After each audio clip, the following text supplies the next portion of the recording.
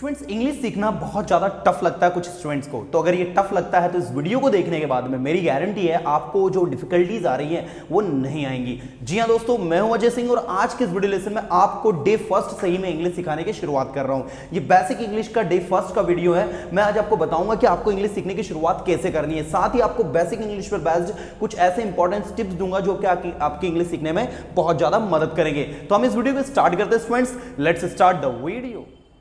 Students जब हम English सीखते हैं या इंग्लिश क्या दुनिया की कोई भी भाषा सीखे तो आपको पता है उसमें सबसे इंपॉर्टेंट क्या होता है? उसमें सबसे इंपॉर्टेंट होता है सेंटेंस। इसका मतलब ये हुआ कि अगर हमें किसी भाषा को सीखना है तो उस भाषा के हमें क्या बनाते आना चाहिए? सेंटेंसेस बनाते आना चाहिए। अगर आप किसी कोचिंग क्लासेस को, किसी इंस्टीट्यूट को या फिर ऑनलाइन भी इंग्लिश सीखेंगे तो आपको जो भी ट्रेनर ट्रेन करेंगे, जो भी ट्रेनर आपको पढ़ाएंगे वो सिर्फ आपको एक ही चीज सिखाएंगे, वो है सेंटेंसेस बनाना। इसका मतलब ये हुआ कि सेंटेंस बनाना अगर हमको इंग्लिश में आ गया तो इंग्लिश हमारे लिए आसान है। जी हाँ दोस्तों, मैं बताने वाला हूं आज आपको कि सेंटेंस कैसे बनाने हैं। तो सबसे पहले हम लोग बात करेंगे सेंटेंस के अंदर कौन कौन सी चीजें होती है। तो सेंटेंस में दो चीजें देखने को मिलती है स्टूडेंट्स आपको, एक होता है सब्जेक्ट और दूसरा होता है प्रेडिकेट। आप कहोगे सर ये नई चीज क्या बता रहे हो, प्रेडिकेट ही तो सुना ही नहीं, सब्जेक्ट तो ठीक है। चलो मैं बताता हूं क्या होता है सब्जेक्ट। जैसे आपने एक सेंटेंस, सिंपल सा कोई सा भी एक सेंटेंस ले लो आप। जैसे आपने एक सेंटेंस लिया कि he is reading a book. एक लड़का है वो एक बुक को पढ़ रहा है। बहुत ही आसान भाषा में समझाऊंगा, बिल्कुल अच्छे से समझिएगा। तो ये जो ही है स्टूडेंट्स ये आपका सब्जेक्ट है, लेकिन यहां से लगाकर यहां तक का ये जो कंटेंट है ये आपका प्रेडिकेट है। मतलब आपके सब्जेक्ट सेंटेंस के अंदर दो चीज होती है, एक होता है सब्जेक्ट, दूसरा होता है प्रेडिकेट।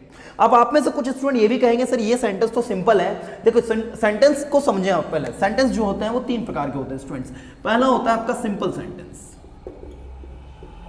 ये थोड़ा विशेष ध्यान देंगे। दूसरा सेंटेंस की कैटेगरी होती है स्टूडेंट्स कंपाउंड सेंटेंस, और तीसरा होता है आपके कॉम्प्लेक्स सेंटेंस।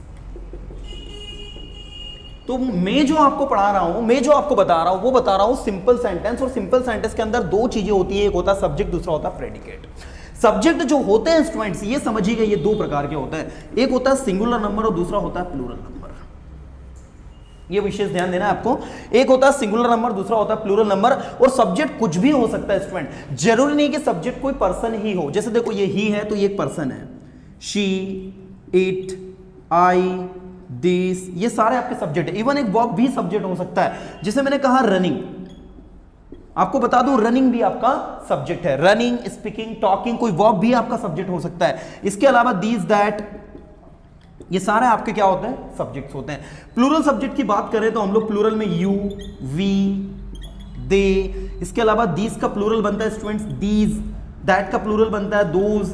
और जैसे रनिंग है, अगर मान लो दो वर्ब आ जाए, जैसे मैंने कहा रनिंग एंड डांसिंग, तो यहां पर दो वर्ब आ गई है, रनिंग एंड डांसिंग। तो रनिंग एंड डांसिंग जो है ये आपकी प्लूरल वर्ब के रूप में, प्लूरल सब्जेक्ट के रूप में काम करेंगी। मैं आपको एक सिंपल सा सेंटेंस बना के दिखाता हूं, शायद वो आपकी बहुत हेल्प करेगा। दोनों सेंटेंस को आप ध्यान से देखेंगे। जैसे मैंने कहा ही इज अ गुड बॉय, ध्यान दीजिएगा, बहुत सिंपल सेंटेंस है, वो एक अच्छा लड़का है। इस सेंटेंस में जो सब्जेक्ट है स्टूडेंट्स वो ही है। लेकिन अगर मैं कहूं कि running is a good exercise, तो यहां पर रनिंग जो है ये आपका सब्जेक्ट है। अब एक तीसरा सेंटेंस मैंने कहा स्टूडेंट्स कि running and dancing are good exercises. So now you can see students what you are seeing. आप देख रहे हैं कि यहां पर रनिंग और डांसिंग दोनों आपके क्या है? सब्जेक्ट है जो एंड से जुड़े हैं। यहां पर सिर्फ रनिंग आपका सब्जेक्ट और यहां पर ही आपका सब्जेक्ट है। तो पहले चीज तो आप ये समझिए कि आपका जो सब्जेक्ट होता है वो कुछ भी हो सकता है। बिल्कुल दिमाग में ये नहीं रखे आप लोग कि सब्जेक्ट सिर्फ ही, शी, इट या आई, नेम यही होता है। सब्जेक्ट आपकी वर्ब भी हो सकती है। मैंने अभी आपको प्रैक्टिकली दिखाया, यहां पर रनिंग ये जो है आपके किस तरीके से वर्क कर रही है, सब्जेक्ट के तौर पर वर्क कर रही है। तो मैंने अभी आपको बताया कि सेंटेंस में दो चीजें होती है स्टूडेंट, एक होता है सब्जेक्ट, दूसरा होता है प्रेडिकेट। सब्जेक्ट की दो कैटेगरीज आपको स्पष्ट कर दी मैंने, सिंगुलर नंबर, प्लूरल नंबर। अब मैं बात करता हूं प्रेडिकेट की। तो प्रेडिकेट को समझने के लिए मैं चाहता हूं आप यहां पर थोड़ा सा विशेष ध्यान दें। ये रहा आपका प्रेडिकेट, जिसके अंदर दो चीजें होती है स्टूडेंट। पहला होता है इसके अंदर वर्ब और दूसरा होता है उस वर्ब का ऑब्जेक्ट, राइट। प्रेडिकेट के अंदर दो चीजें मिलेंगी, वर्ब और उसका ऑब्जेक्ट। और वर्ब भी दो प्रकार की हो जाती है, एक हो जाती है आपकी हेल्पिंग वर्ब, दूसरी हो जाती है मेन वर्ब। अब आप इस सेंटेंस में देखिए, ये जो इज है ये आपकी हेल्पिंग वर्ब है, लेकिन रीडिंग जो है वो आपकी मेन वर्ब है, और ये जो बुक है ये आपका ऑब्जेक्ट है इस रीडिंग का, राइट। मतलब इस चीज को समझिए, आपके प्रेडिकेट के अंदर दो चीजें होती है, वर्ब और उसका ऑब्जेक्ट। इंग्लिश मैंने कहा ना दुनिया की सबसे आसान भाषाओं में से एक है अगर हम इसे समझकर पढ़ते हैं तो, इसलिए मैं कहता हूं समझ कर पढ़िए हर एक चीज को। वर्ब जो है हेल्पिंग वर्ब हो गई और ये मेन वर्ब हो गई। अब इस सेंटेंस को आप ध्यान से देखिएगा कि यहां लिखा है he is reading a book. इसका हिंदी क्या हो रहा है स्टूडेंट्स, आप मुझे बताएं सभी। इसका हिंदी हो रहा है वह एक किताब पढ़ रहा है, ठीक है। अब अगर मैं आपसे कहूं कि इस की जगह वॉज लगा दीजिए स्टूडेंट्स, अगर आप इसकी जगह वॉज लगा देंगे, राइट, तो आपके सेंटेंस का मतलब जो है बदल जाएगा। मतलब आप हेल्पिंग वर्ब को चेंज करेंगे तो सेंटेंस का मतलब भी बदलेगा। अब सेंटेंस का मतलब होगा वह एक किताब पढ़ रहा था। अगर इस वॉज की जगह आपने विल भी लगा दिया तो आप सेंटेंस का मतलब होगा he will be reading a book, वह एक किताब पढ़ रहा होगा। अगर आपने इसकी जगह लिख दिया may be, he may be reading a book, तो इसका मतलब होगा शायद वह एक किताब पढ़ रहा होगा। अगर आपने माइट भी लगा दिया तो शायद ही वह किताब पढ़ रहा होगा। Once you change your helping verb you have a different meaning. It means the meaning of the sentence depends upon helping verb that you use. That is why I am saying you students that you must be very careful when you are using helping verb. Helping verb जो होती है it plays a major role in learning. तो इनको lightly बिल्कुल नहीं लेना students, ये बहुत इंपॉर्टेंट होती है, बहुत इंपॉर्टेंट रोल प्ले करती है, राइट। इसके बाद बात करता हूं मेन वर्ब की। तो मेन वर्ब की अगर हम लोग बात करें तो मेन वर्ब को मैं यहां पर समझा रहा हूं, आप थोड़ा ध्यान दीजिएगा स्टूडेंट्स। मेन वर्ब की अलग अलग फॉर्म्स होती है students, first form, second form, third form, fourth form और ये फिफ्थ फॉर्म, राइट। तो फर्स्ट फॉर्म जैसे आपने एक वर्ब ली स्पीक, इसकी सेकंड फॉर्म हो गई स्टूडेंट्स स्पोक, थर्ड फॉर्म इसकी हो गई स्पोकन, एक जिसमें आपने आईएनजी लगाया वो हो गया स्पीकिंग, और एक जिसमें आपने एस और एस लगाया वो हो गया स्पीक्स। तो इस तरीके से आप देखिए वो आपकी कितनी फॉर्म हो गई, 5 forms, speak, spoke, spoken, speaking and speaks. ऐसे ही हो गया कम, सेकंड हो गई कैम, थर्ड हो गई कम, एक जिसमें आईएनजी लगाया कमिंग, और एक जिसमें एस और एस लगाया कम्स। तो मेनली होता क्या है एक्चुअल में इंग्लिश में, वैसे 3 फॉर्म एग्जिस्ट करती है, first form, second form, third form.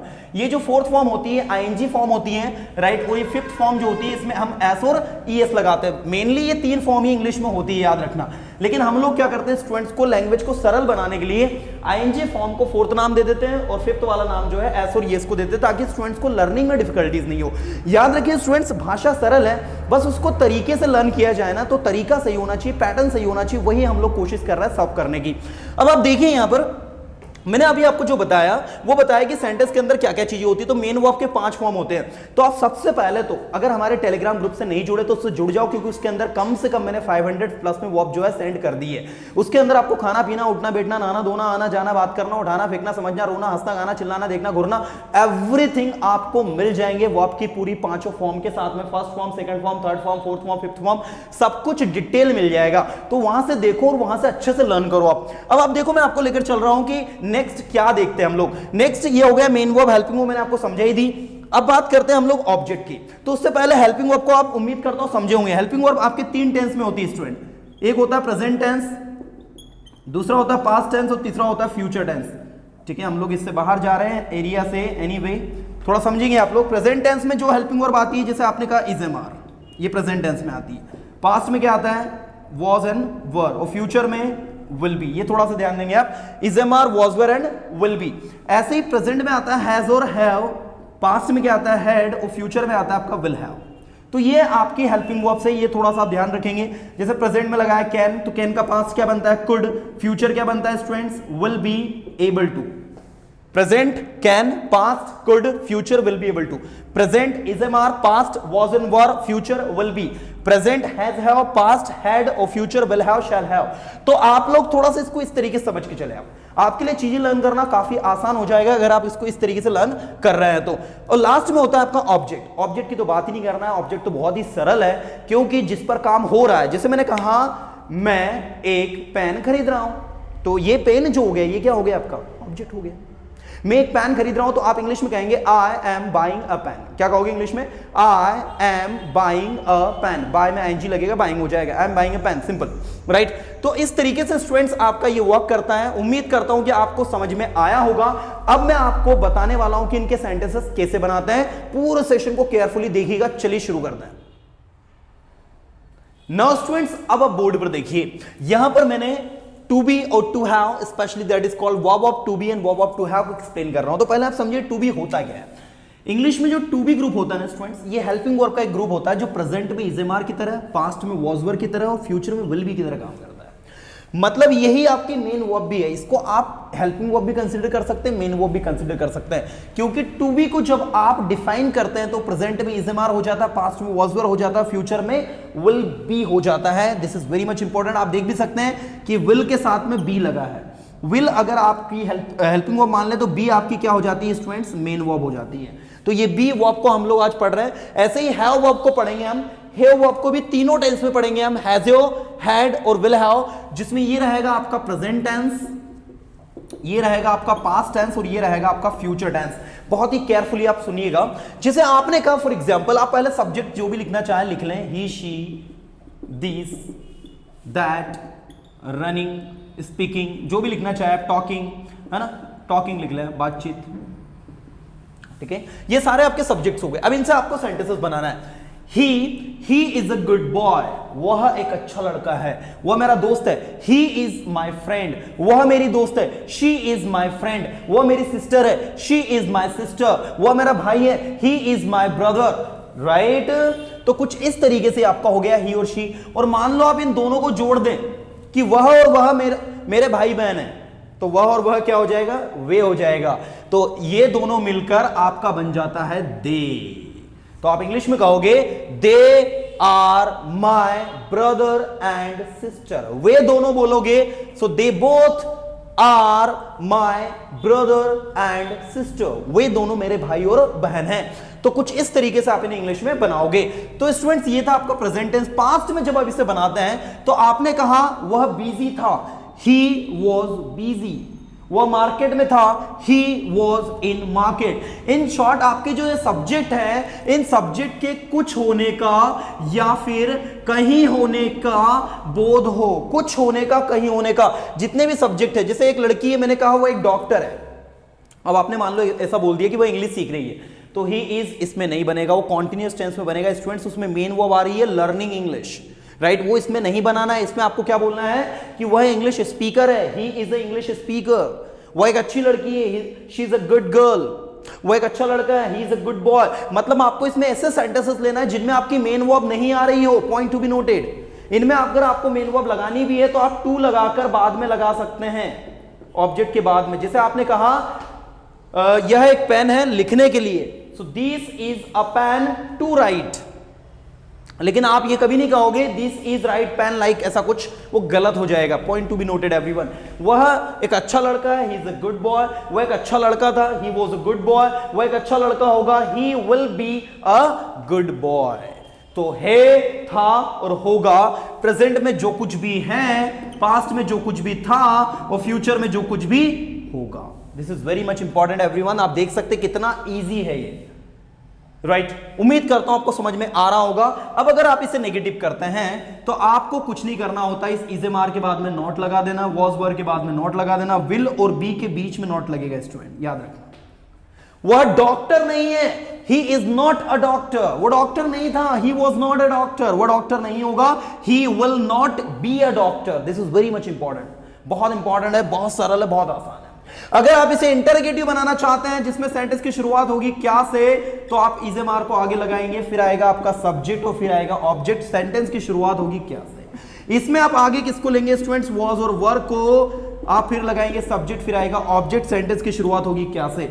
इसमें आप आगे सिर्फ विल को लेंगे, फिर आएगा सब्जेक्ट, फिर आएगा बी और फिर आएगा ऑब्जेक्ट और सेंटेंस की शुरुआत होगी क्या से। एग्जाम्पल के तौर पर, क्या आप बिजी हैं?